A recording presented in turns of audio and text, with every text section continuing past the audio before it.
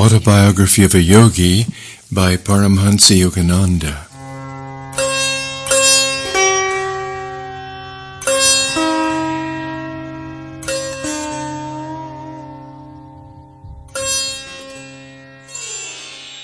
Chapter 35. The Christ-like Life of Lahiri Mahashai. Thus it becometh us to fulfill all righteousness. In these words to John the Baptist, and in asking John to baptize him, Jesus was acknowledging the divine rights of his Guru. From a reverent study of the Bible from an Oriental viewpoint, and from intuitional perception, I am convinced that John the Baptist was, in past lives, the Guru of Christ. There are numerous passages in the Bible which infer that John and Jesus in their last incarnations were respectively Elijah and his disciple Elisha. These are the spellings in the Old Testament. The Greek translators spelled the names as Elias and Eliseus. They reappear in the New Testament in these changed forms. The very end of the Old Testament is a prediction of the reincarnation of Elijah and Elisha.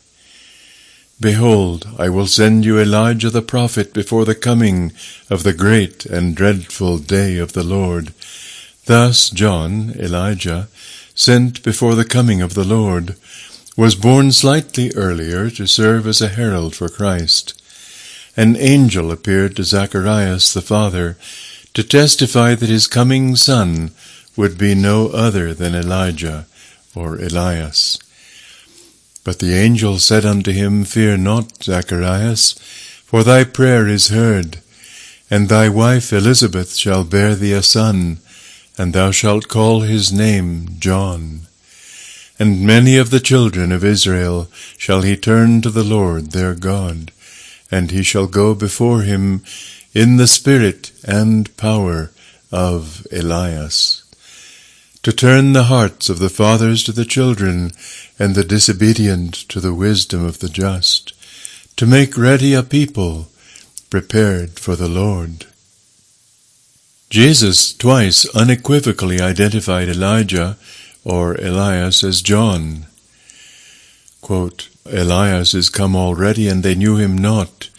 Then the disciples understood that he spake unto them of John the Baptist. End quote. Again, Christ says, For all the prophets and the law prophesied until John, and if ye will receive it, this is Elias, which was for to come. When John denied that he was Elias or Elijah, he meant that in the humble garb of John he came no longer in the outward elevation of Elijah the great Guru. In his former incarnation he had given the mantle of his glory and his spiritual wealth to his disciple Elisha. Quote, And Elisha said, I pray thee, let a double portion of thy spirit be upon me. And he said, Thou hast asked a hard thing. Nevertheless, if thou see me when I am taken from thee, it shall be so unto thee. And he took the mantle of Elijah that fell from him. The roles became reversed, because Elijah John was no longer needed to be the ostensible guru of Elisha Jesus, now perfected in divine realization. When Christ was transfigured on the mountain, it was his guru Elias with Moses whom he saw. Again, in his hour of extremity on the cross, Jesus cried out the divine name, Eli, Eli, lama sabachthani. That is to say, my God, why hast thou forsaken me? Some of them that stood there, when they heard that, said, This man calleth for Elias. Let us see whether Elias will come to save him. The eternal bond of guru and disciple that existed between John and Jesus was present also for Babaji and Lahiri Mahashai. With tender solicitude the deathless Guru swam the Lethean waters that swirled between the last two lives of his chela, and guided the successive steps taken by the child and then by the man, Lahiri Mahashai. It was not until the disciple had reached his 33rd year that Babaji deemed the time to be ripe to openly re-establish the never-severed link. Then, after their brief meeting near Ranikhet, the selfless master banished his dearly beloved disciple from the little mountain group, releasing him for an outward world mission. My son, I shall come whenever you need me. What mortal lover can bestow that infinite promise? Unknown to society in general, a great spiritual renaissance began to flow from a remote corner of Benares. Just as the fragrance of flowers cannot be suppressed, so Lahiri Mahashai, quietly living as an ideal householder, could not hide his innate glory. Slowly, from every part of India, the devotee bees sought the divine nectar of the liberated master.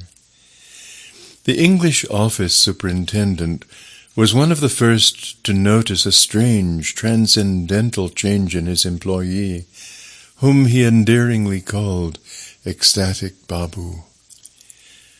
"Sir, you seem sad. What is the trouble?" Lahiri Mahashai made this sympathetic inquiry one morning to his employer. "My wife in England is critically ill. I am torn by anxiety." "I shall get you some word about her." Lahiri Mahashai left the room and sat for a short time in a secluded spot. On his return he smiled consolingly.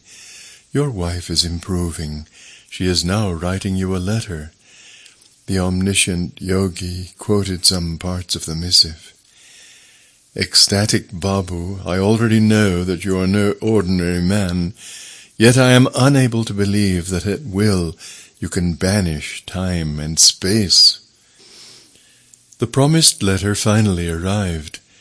The astounded superintendent found that it contained not only the good news of his wife's recovery, but also the same phrases which weeks earlier Lahiri Mahashai had repeated. The wife came to India some months later. She visited the office, where Lahiri Mahashai was quietly sitting at his desk. The woman approached him reverently. "Sir," she said, "it was your form, haloed in glorious light, that I beheld months ago by my sickbed in London. At that moment I was completely healed. Soon after I was able to undertake the long ocean voyage to India." Day after day, one or two devotees besought the Sublime Guru for Kriya initiation. In addition to these spiritual duties, and to those of his business and family life, the great master took an enthusiastic interest in education. He organized many study groups and played an active part in the growth of a large high school in the Bengali Tola section of Benares. His regular discourses on the scriptures came to be called his Gita Assembly, eagerly attended by many truth-seekers. By these manifold activities, Lahiri Mahashai sought to answer the common challenge: after performing one's business and social duties, where is the time for devotional meditation? The harmoniously balanced light of the great householder Guru became the silent inspiration of thousands of questioning hearts. Earning only a modest salary, thrifty, unostentatious, accessible to all, the master carried on naturally and happily in the path of worldly life. Though ensconced in the seat of the Supreme One, Lahiri Mahashai showed reverence to all men, irrespective of their differing merits. When his devotees saluted him, he bowed in turn to them. With a childlike humility, the master often touched the feet of others, but seldom allowed them to pay him similar honor, even though such obeisance toward the Guru is an ancient Oriental custom. A significant feature of Lahiri Mahashai's life was his gift of Kriya initiation to those of every faith. Not Hindus only, but Muslims and Christians were among his foremost disciples, monists and dualists, those of all faiths or of no established faith, were impartially received and instructed by the universal Guru. One of his highly advanced chelas was Abdul Ghaffur Khan, a Mohammedan.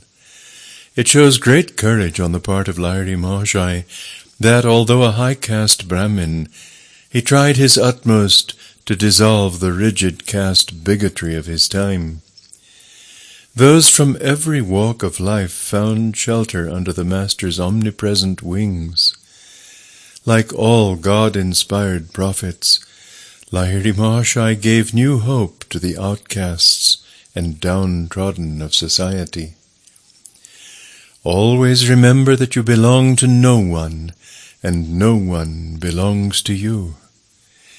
Reflect that some day you will suddenly have to leave everything in this world. So make the acquaintanceship of God now, the great Guru told his disciples. Prepare yourself for the coming astral journey of death by daily riding in the balloon of God perception. Through delusion you are perceiving yourself as a bundle of flesh and bones, which at best is a nest of troubles. Meditate unceasingly, that you may quickly behold yourself as the infinite essence, free from every form of misery. Cease being a prisoner of the body. Using the secret key of Kriya, learn to escape into spirit.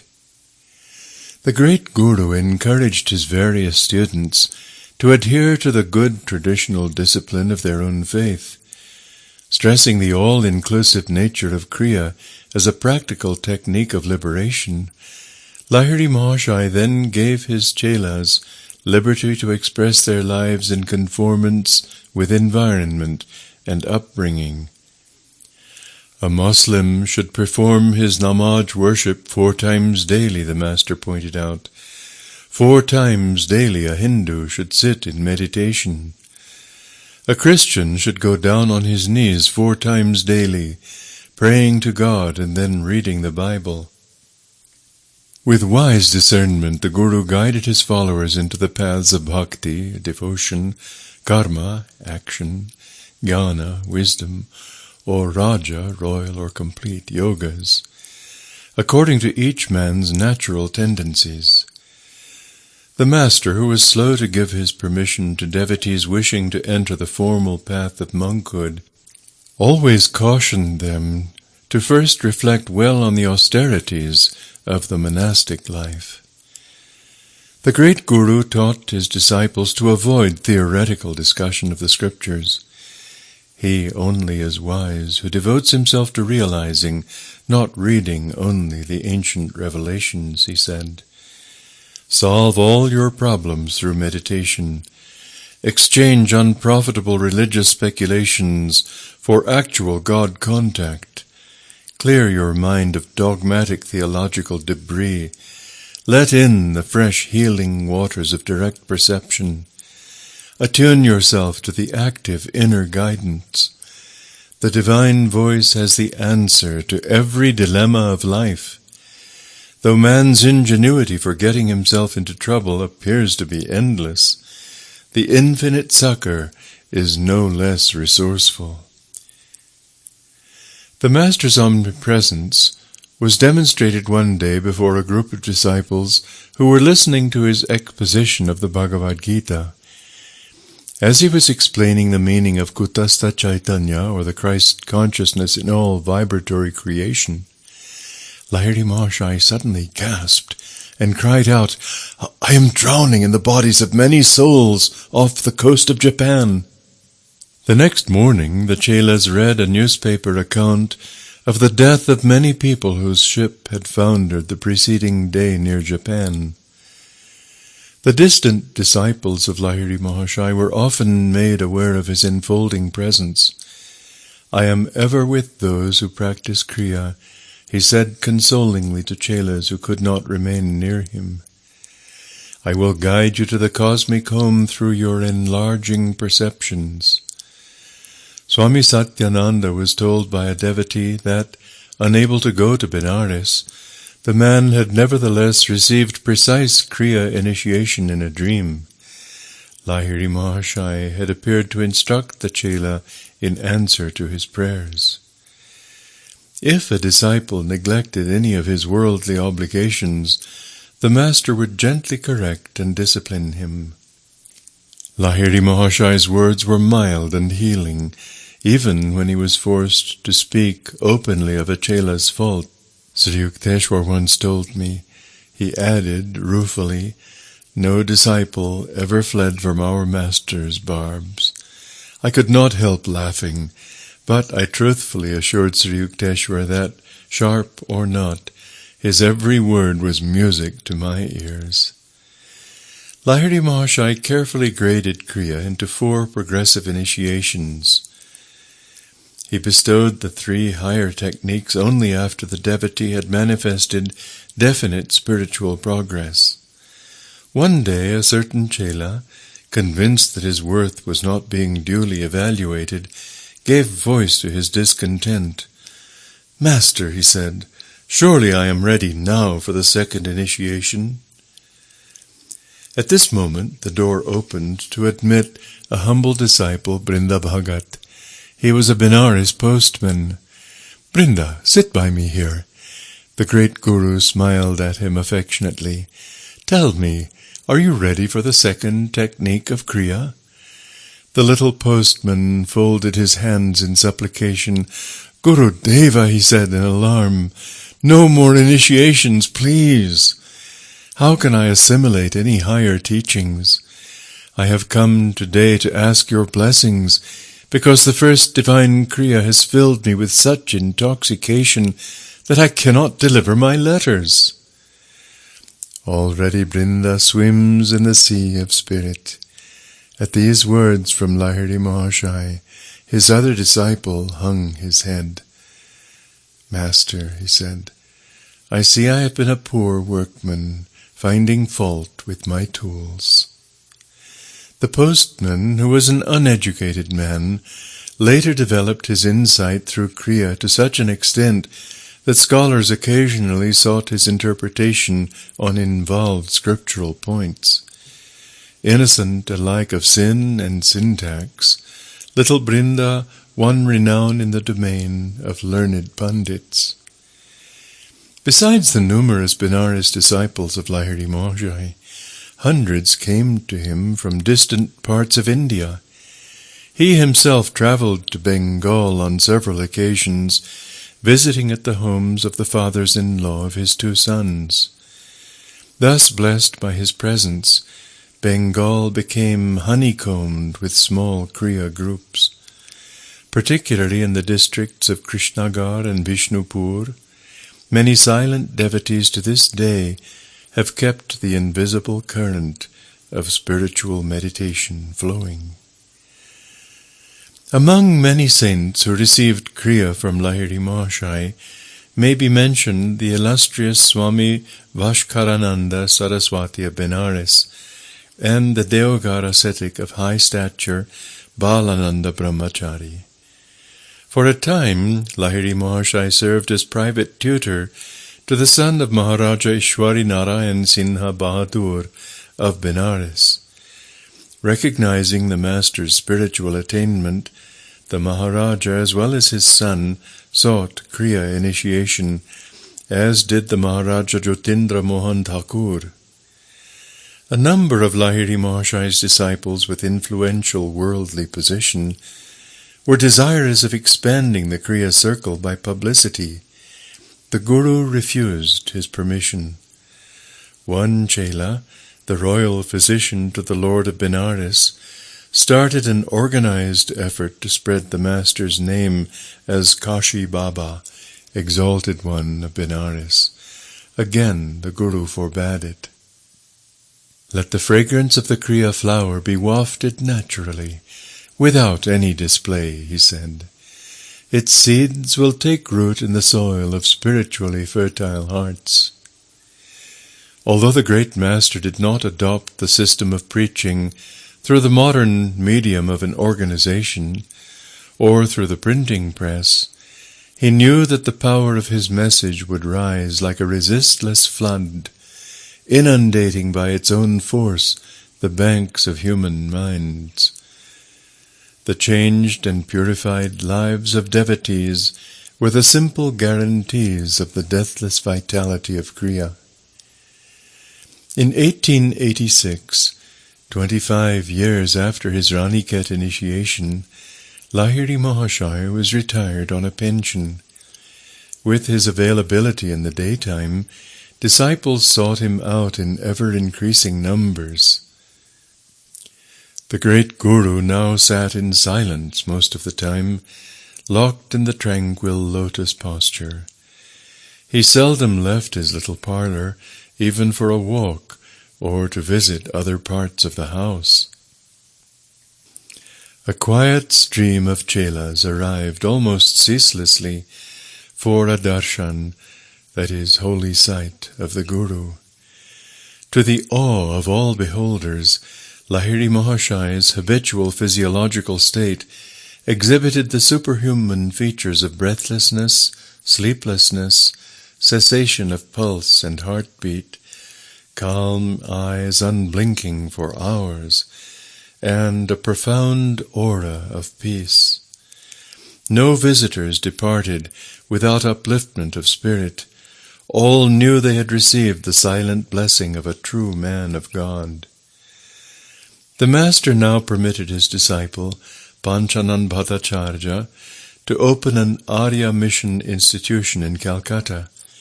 Here the saintly disciple spread the message of Kriya Yoga and prepared for public benefit certain yogic herbal medicines. In accordance with ancient custom, the Master gave to people in general a neem oil for the cure of various diseases. When the Guru requested a disciple to distill the oil, he could easily accomplish the task. If anyone else tried, he would encounter strange difficulties, finding that the medicinal oil had almost evaporated after going through the required distilling processes. Evidently, the Master's blessing was a necessary ingredient. There appears in the book the handwriting of Lahiri Mahashaya, and Yogananda goes on to write, Lahiri Mahashaya's handwriting and signature in Bengali script are shown above. The lines occur in a letter to a chela.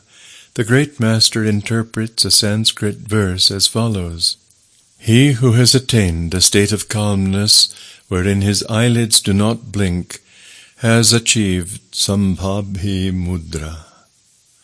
Signed Sri Shamacharan Deva Sharman.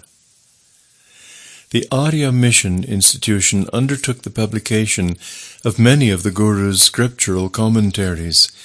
Like Jesus and other great prophets, Lahiri Mahashaya himself wrote no books, but his penetrating interpretations were recorded and arranged by various disciples.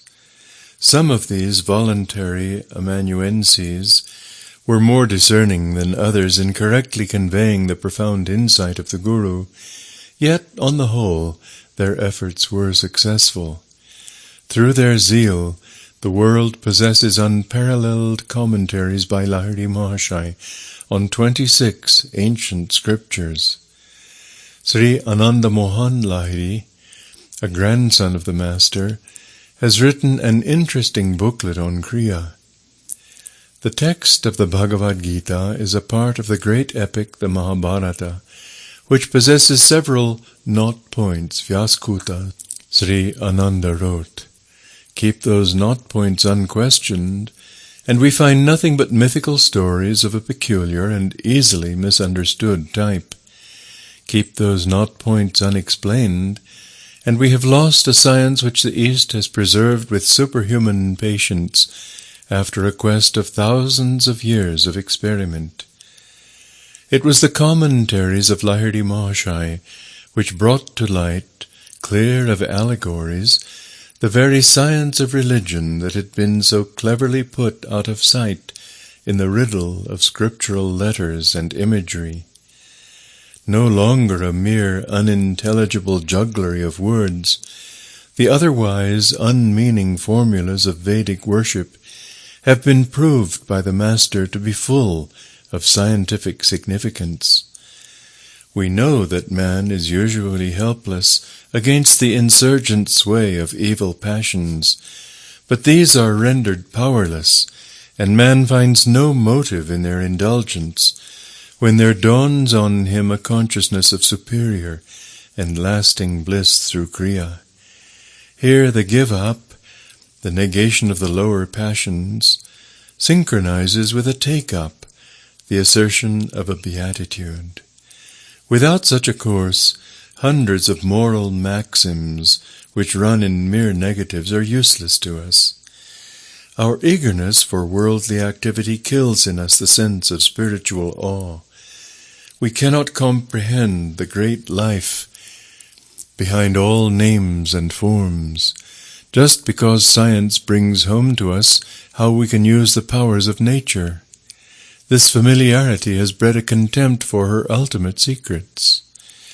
Our relation with nature is one of practical business. We tease her, so to speak, to know how she can be used to serve our purposes. We make use of her energies, whose source yet remains unknown. In science, our relation with nature is one that exists between a man and his servant, or, in a philosophical sense, she is like a captive in the witness box. We cross-examine her, challenge her, and minutely weigh her evidence in human scales which cannot measure her hidden values. On the other hand, when the self is in communion with a higher power, nature automatically obeys, without stress or strain, the will of man. This effortless command over nature is called miraculous by the uncomprehending materialist. The life of Lahiri Mahashaya set an example which changed the erroneous notion that yoga is a mysterious practice. Every man may find a way through Kriya to understand his proper relation with nature, and to feel spiritual reverence for all phenomena, whether mystical or of everyday occurrence, in spite of the matter-of-factness of physical science. We must bear in mind that what was mystical 1,000 years ago is no longer so, and what is mysterious now may lawfully become intelligible 100 years hence. It is the infinite, the ocean of power, that is at the back of all manifestations. The law of Kriya Yoga is eternal. It is true like mathematics, like the simple rules of addition and subtraction. The law of Kriya can never be destroyed. Burn to ashes all the books on mathematics. The logically minded will always rediscover such truths. Destroy all the sacred books on yoga. Its fundamental laws will come out wherever there appears a true yogi who comprises within himself pure devotion and, consequently, pure knowledge." End quote. Just as Babaji is among the greatest of avatars, a Mahavatar, and Sri Yukteswara Gyan Avatar, or incarnation of wisdom, so Lahiri Mahashaya may justly be called Yoga Avatar, or incarnation of yoga. By the standards of both qualitative and quantitative good, he elevated the spiritual level of society. In his power to raise his close disciples to Christ-like stature, and in his wide dissemination of truth among the masses, Lahiri Mahashaya ranks among the saviors of mankind. His uniqueness as a prophet lies in his practical stress on a definite method, Kriya, opening for the first time the doors of yoga freedom to all men. Apart from the miracles of his own life, surely the Yoga Avatar reached the zenith of all wonders in reducing the ancient complexities of yoga to an effective simplicity not beyond the ordinary grasp. In reference to miracles, Lahiri Mahashaya often said, the operation of subtle laws which are unknown to people in general should not be publicly discussed or published without due discrimination. If in these pages I have appeared to flout his cautionary words, it is because he has given me an inward reassurance. Also, in recording the lives of Babaji, Lahiri Mahashaya and Sri Yukteswar, I have thought it advisable to omit many true miraculous stories, which could hardly have been included without writing also an explanatory volume of abstruse philosophy. New hope for new men. Divine union, the Yoga Avatar proclaimed, is possible through self-effort, and is not dependent on theological beliefs or on the arbitrary will of a cosmic dictator. Through use of the Kriya key, persons who cannot bring themselves to believe in the divinity of any man will behold at last the full divinity of their own self.